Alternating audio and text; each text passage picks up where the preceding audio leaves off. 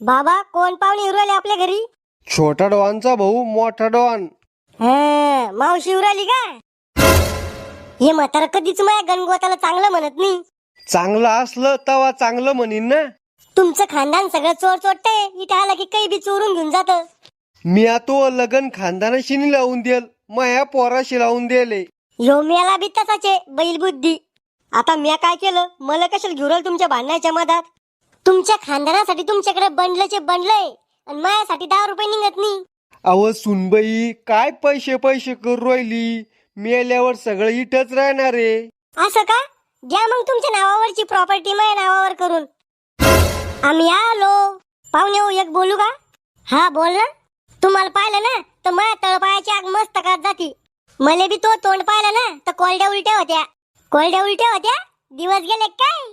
अशा चपरेपणामुळेच वाया गेला रे तू. तुम्ही कोणते दिवे लावले? पाहुणे हो, बसून घ्या ना, बसून